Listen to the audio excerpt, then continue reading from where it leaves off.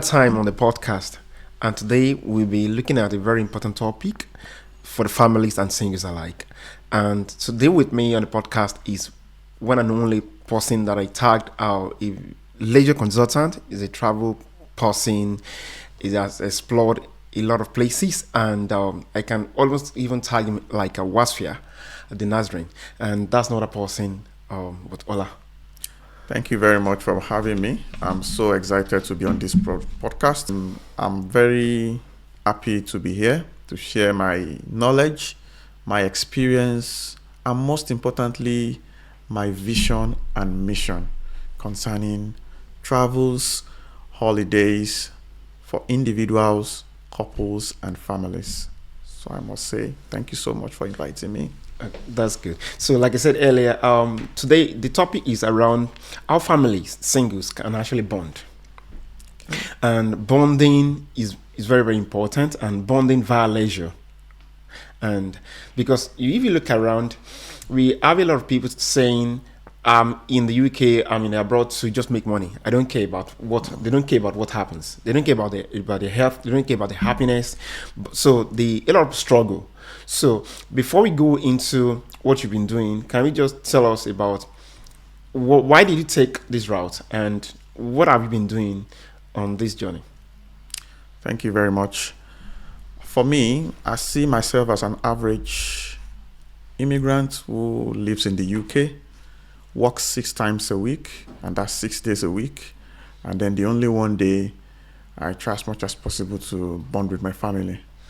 And this is a very different experience from the experience I've been used to for over 30 years of my life, where everyone goes to work, come back and meet one another in the house, and spend the rest of the day, probably 6 hours before sleeping, together. We have a lot of social activities that happens on weekends, but a different thing is what I've been experiencing since I got to the UK. And the experience is more like the time one of the spouse is not working is the time the other one is working. So spouses don't get to see one another. And the ones who have children have to share the responsibility between the time they are supposed to rest after work. They are busy doing childcare. So when I looked into this and then I saw the way it's being done here, how they value vacation, because this is what they also get to do with their 365 days in the year. And that is why they have prioritized holidays. We were not used to it, and then we need to adopt it in order to get that mental health in order. And I would say it is really therapeutic. I've tried it, it is tested, and it is trusted. That sounds very, very, very, very profound. And you've mentioned so many things that we'll be looking at on the show today. You said so many things that we would like to touch point, but before we go into that, I would like to ask you, what are the things that you and your spouse share in common that couples watching us can actually learn from? Okay, so first and foremost, we love exploring. We like visiting places. We love meeting new people. We love identifying different cultures and traditions. And secondly, we are food lovers, and we understand the fact that there are continental dishes across the world. We want to explore different places so we can try different food. The ones we feel is good, the one we feel is not good, the reason behind each of those foods that people eat in different countries.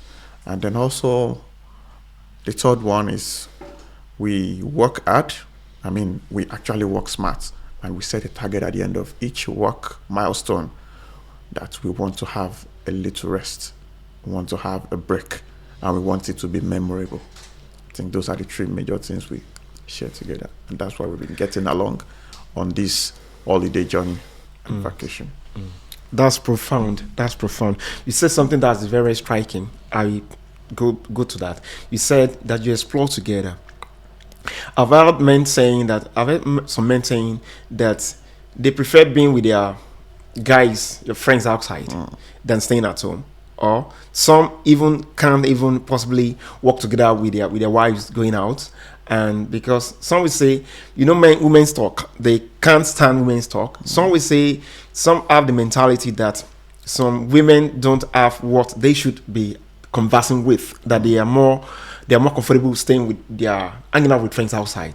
So what do you see to that? So how were you able to develop that good relationship with your wife? Because I must tell you, what you're doing is very very fantastic, and having that kind of bond with your wife that you can explore places together without having a kind of each is actually commendable as well. So how did you build that relationship that you, unlike other men that would say that they can't stay at home with their wives? So how did you build that relationship? Okay, I think this happened from the first time we had our first holiday together. That should be about 6 years ago, before getting married. I discovered I'm this exploring person. She's a bit reserved. But when we went on that holiday, it was a moment for discovery. And that is what I tell couples. Find time out together, and that is when there is always discovery. Then she had to self-discover herself that she's also a bit of an explorer. But she's not just having that opportunity or chance to discover herself. So we went on a trip to Accra in Ghana, spent 3 days, no kids, just two of us. And I must tell you, that was the genesis of that bonding. That's good. So it means you were able to influence her. That's a very good and positive influence on her, right? More or less, yes. Oh, that's good. So when we talk about, like I mentioned, that some men would rather say that they would like to be with their guys outside, with their friends outside. So what can you say about that? Okay, so I would say, or how do we? Is there something that can be done to actually help these men? That maybe from how you did yours, that you find good relationship with your wife at home. Do you understand what I'm trying to say now? Like some men don't find that cordial relationship. They prefer to possibly go out with their friends, have drinks with their friends, rather than staying at home. Even though in the UK, you have some people like that, like even maybe abroad also, that after a long day at work, they've been away from home, but the time they should have with their family, they are not there again. They will still rather prefer to stay out rather than staying possibly with their family. So what can you say to that? Thank you for this question. What I would say is there's priority to everything in life. For me, I bet that people who have this kind of mindset should try it with their spouse all alone, and going forward they would have to choose their preference all over again. For me, all my outings have always been me and my family, and I will tell you two things it's done for me. First and foremost, the most set of people who love me most is my family. There is a possibility of doing excessive things on such outings, but when you have your family with you, especially your spouse, it is a form of check and balances into everything you do. I mean, people go on holiday, they stand a chance or possibility of them overdoing things due to them being overexcited about what they see and how surreal that experience is. Having a family with you is a form of check and balance to ensure that you are doing the right things and you are actually having that fun and you are not overdoing it. And then secondly, the impact family has is they try as much as possible to help you achieve that goal with the budget at hand. Friends don't care about your budget, family does. And I was categorically say this.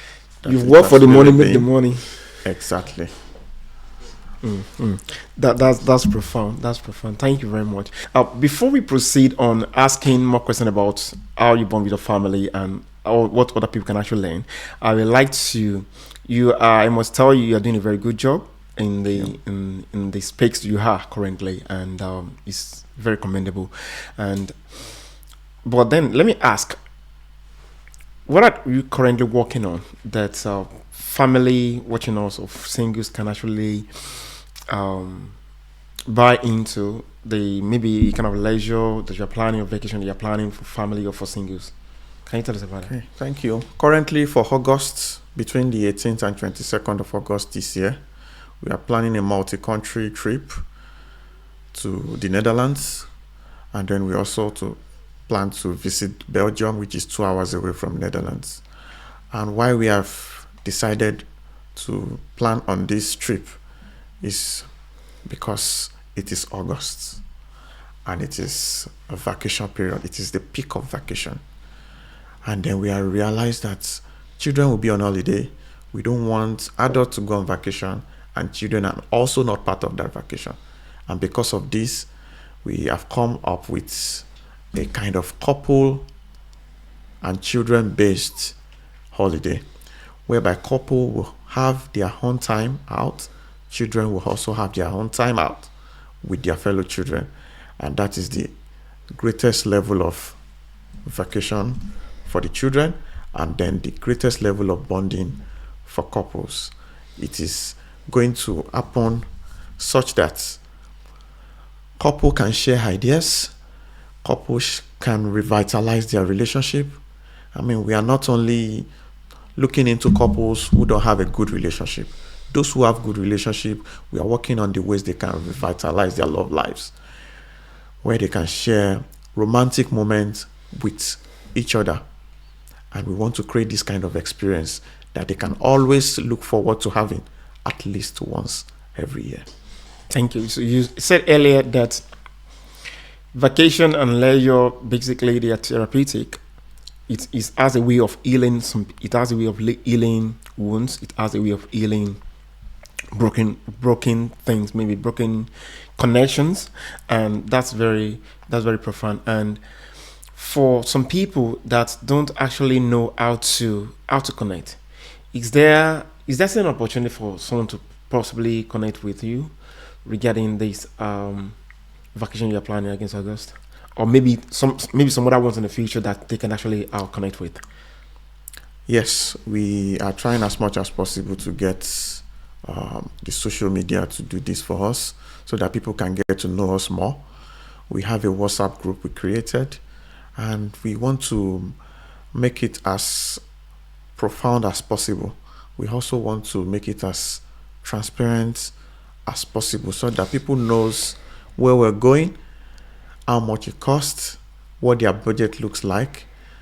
Even in recent times, we have put out questionnaires and surveys where people can actually identify their needs, because we understand the fact that everybody as an individual have different needs. Even couple have different needs. So what we're trying to do is to incorporate each of those needs and see where they can align. Some people travel because they just want to have a space out of their homes. Some people travel because they just want to explore places, visit places. Why some other people just want to tick a register that, yeah, I've been to this country. If you want to have a conversation about this country, I know the kind of things they do. I know the kind of food that they eat. So we have put out information and flyers. We go on social media, even word of the mouth. We tell people around that this vacation experience is possible with families, without families, as a single person, as couple, even when you think it is not possible. And that is why we are very keen about the August vacation, because this period in time, school is on vacation for about a month plus, and parents can also plan their holiday by taking leave from work, for example, to make this a success. Okay, so far my favorite holiday is Greece, and the reason is because Greece encompasses 3 different things that an average vacation person likes, and I'm going to mention those 3 things. First and foremost, Greece is one of the places that is endowed with blue sea, and every couple or every individual like to have this form of relaxation around the water, because water is relaxing.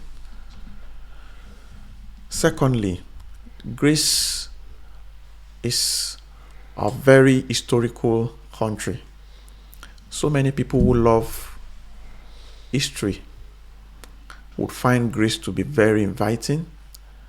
They have the ruins of Mykonos in Greece, where people can always visit and connect their history to that particular place. And also it is accessible to very many people all over the world.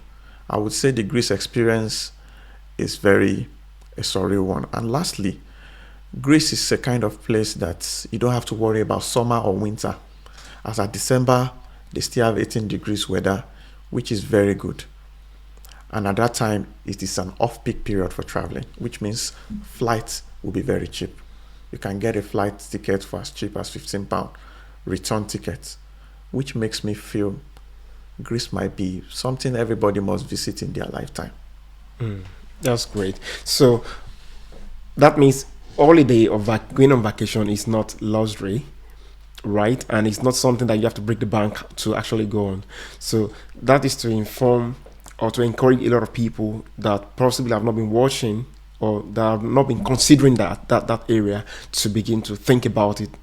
Maybe come next year next year August rather, so people can actually buy into what you're planning. That's very profound. Thank you. So then how do you celebrate your special occasions? Yes, we have so many special occasions to celebrate. Birthdays are one, wedding anniversaries are others, children anniversaries, and also the big day, which is Christmas. And I'll start from the birthday anniversaries. Birthdays are very special occasion. We try as much as possible not to work on that day, and we treat ourselves to every special thing in life that we can afford to do. We don't have to go far to celebrate birthdays, but we carefully plan that day because it's somebody celebrating a birthday and it is once in a year, and the most important thing is to feel very special on this day and to make it a memorable one. So some of the things we plan for birthday is to go on a hit away somewhere not very far. Try different cuisines. For example, last year I told myself I want to do a Japanese meal on my birthday, and that was achieved. The following year I might say it is Indian meal. I just want to explore and see different experiences. I'm moving on to wedding anniversaries. It's a very special occasion and needs to be celebrated. If you know about marriage, like you know very well, you have more experience, even more than I do. I'm 6 years in marriage now, and I must tell you, year in, year out, at the beginning of another year, I look back and I reflect upon it. So because of this, I say it is very important for couple to celebrate marriage anniversary. 18th of August will be our anniversary, and that's the day we are traveling to Netherlands. So we want to make this a yearly thing so that it is a memorable one, a moment of reflection, a moment of celebration, and a moment of setting new goals as a family. Like I was talking about family goals earlier, that I'll prefer it to be a family thing than a friend thing when you go on holiday, because when you go and come back, you are coming back home. There's an holiday I tried to cancel this year because it was going to be a boys' trip. I must share this on this live. I already booked my flights. Everything seems to be planned, but I can't prioritize friendship over family. Since I saw it's not comfortable for family, I had to put it a bit on the hold to plan for the next one. And lastly, I will talk about the children's anniversary. Don't think a 1-year-old baby doesn't know this. I could remember my brother's 3 years anniversary over 30 years ago up till today. It was a memorable moment. Why was it a memorable one? Because it was celebrated. I'll stop from here. Okay, thank you. Yeah, you mentioned something that is very, very important, and for some that may be watching and saying that you celebrate wedding anniversary, for some they are not actually. They are like either managing their relationship, or maybe some feel trapped in their relationship So, but it's important, and it's actually very good and great knowing that you celebrate it every year. We do as well. And how can families that, because I know for someone watching would like to say, okay, they would like to try it out, right? But they are not having joy in the family. So how can families that are struggling, family that are like maybe at the verge of breakup, or at the verge of maybe signing a divorce, how can they retrace their step, and so that they can also have good experience that you are having? Because like you mentioned something, it's not actually about number of years of years someone has got married. It's about how much you are able to make every day count in your marriage, in your family. So I believe it's about what you make out of every day in your family. So how can families that are struggling begin to enjoy their marriage?